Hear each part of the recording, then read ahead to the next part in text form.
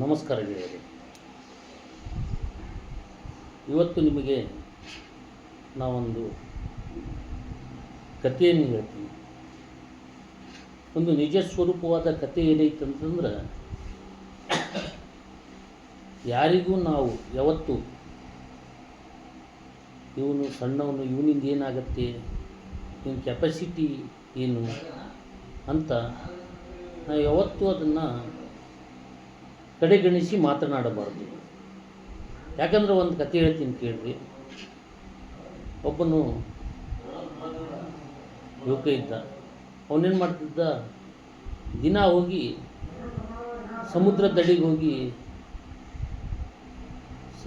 ಹೋಗೋದು, ಬರೋದು, ತಿನ್ನೋದು, ಮಲಗೋದು, ಅಲ್ಲಿ ಹೋಗಿ ಊಟ ತಗೊಂಡು ಹೋಗ್ತಿದ್ದ. ಮಧ್ಯಾಹ್ನ ಸ್ನಾನ ಮಾಡ್ತಿದ್ದ, ಮಧ್ಯಾಹ್ನ ಊಟ ಮಾಡ್ತಿದ್ದ, ಬರ್ತಿದ್ದ, ಹೋಗ್ತಿದ್ದ.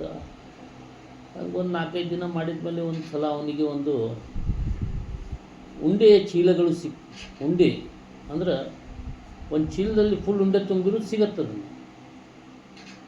ಆ ಚೀಲದಲ್ಲಿ ಉಂಡೆ ತುಂಬಿ ಚೀಲಗಳು ಸಿಕ್ಕು.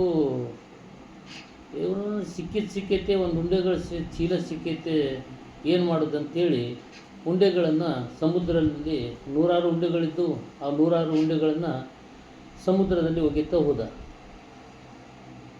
ಹೋಗಿ ಒಂದು ಒಗಿದ್ರೊಳಗೆ ಒಂದು 4 ಉಂಡೆ ಉಳಿತು. 4 ಉಂಡೆ ಉಳಿದಾಗ ಅವನು ಆ 4 ಉಂಡೆಯಲ್ಲಿ ಒಂದು ಉಂಡೆಯನ್ನು ಒಗಿಲ್ಲಕ್ಕೆ ಹೋದಾಗ ಅವನು ಕಾಲು ಜಾರಿ ತಳಗೆ ಬಿದ್ದಾಗ ಆ ಉಂಡೆ ಹೊಡಿತು. ಆ ಉಂಡೆ ಹೊಡೆದಾಗ ಆ ಉಂಡೆಯಲ್ಲಿ ಏನೋ ಒಂದು ಸ್ವರೂಪವಾದ ಗುಳುಪ ಬಂತು.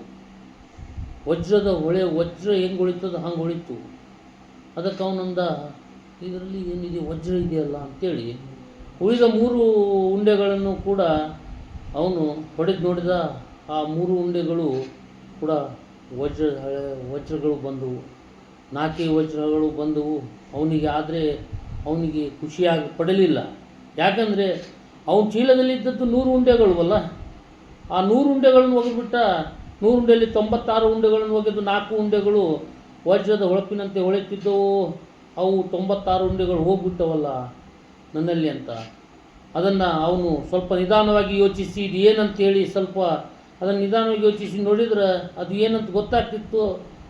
ಮತ್ತು ಅದರ ಮೇಲೆ ಅವನು 100 ವಜ್ರದ ಹಳಗಳು ಸಿಗ್ತಿದ್ದವು. ಅವನಿಗೆ ಸಿಕ್ಕಾಪಟ್ಟೆ ದುಡ್ಡು ಆಗ್ತಿದ್ದು. ಅವನು ಯೋಚನೆ ಮಾಡದೆ ಇರುವುದರಿಂದ, ತಾಳ್ಮೆ ಇಲ್ಲದೆ ಇರುವುದರಿಂದ ಅವನು ಆ 96 ಹಳ್ಳಗಳನ್ನು ಹಿಡಿದು ಅದನ್ನು ಉಂಡೆಗಳೆಂದು ಕಡೆಗಣಿಸಿದಾಗ ಇವೇನು ಸಾಧಾರಣ ಉಂಡೆಗಳೆಂದು ಕಡೆಗಣಿಸಿ ಅದನ್ನು ಒಗೆದು ಅವನು ಅದಕ್ಕೆ ಹುಚ್ಚನಾದ. ಹಾಗೆಯೇ ಸ್ನೇಹಿತರೆ, ನಿಮ್ಗೆ ಹೇಳ್ತೀನಿ ಏನಂತಂದರೆ, ಯಾರೇ ಇರಲಿ ಅವನು ಹೇಗಿದ್ದಾನೆ, ಏನು ಎತ್ತಾಗ ಅಂತ ಯೋಚನೆ ಮಾಡದೆ, ಅವನಿಗೆ ಕಡೆಗಣಿಸದೆ, ಮಾತನಾಡದೆ ಅವನನ್ನು ಕರೆದು ಅವನಲ್ಲಿ ಇರುವ ವಜ್ರದ ಸ್ವರೂಪವಾದ ಒಂದು ಅವನಲ್ಲಿ ಏನಿದೆ ಅಂತ ಜ್ಞಾನ ಏನಿದೆ, ಅವನು ಯಾರು, ಅವನ ಕೆಪಾಸಿಟಿ ಏನು ಅಂತ ನಾವು ಅರಿದುಕೊಳ್ಳಲಿಕ್ಕೆ ನಾವು ಸಮಯವನ್ನು ತೆಗಿಬೇಕು. ಅವರಿಗೆ ಅವರಿಗೆ ತಾಳ್ಮೆಯಿಂದ ಅವರಿಗೆ ನಾವು ಸಹನೆಯಿಂದ ಮಾತಾಡಿ ಅವರಿಗೆ ಗೌರವವನ್ನು ಕೊಡುವಂಥರಾದರೆ ಇವು ವಜ್ರದ ಹಳ್ಳಿಯನ್ನು ಹೇಗೆ ಹಾಗೆ ಕಳೆದುಕೊಳ್ಳಬೇಡಿ. ಎಲ್ಲರೂ ಯಾರ ಮನಸ್ಸಿನಲ್ಲಿ ಹೇಗೆ ವಜ್ರದ ಹಳ್ಳಿ ಇರ್ತದೋ ಹಾಗೆ ಎಲ್ಲಿ ಜ್ಞಾನ ಜಾಸ್ತಿ ಇರ್ತದೋ ಗೊತ್ತಾಗುವುದಿಲ್ಲ. ಅದಕ್ಕೆ ಸ್ನೇಹಿತರೆ, ತಿಳಿದುಕೊಂಡು ತಾಳ್ಮೆಯಿಂದ ಬಾಳಿ. ನಮಸ್ಕಾರ.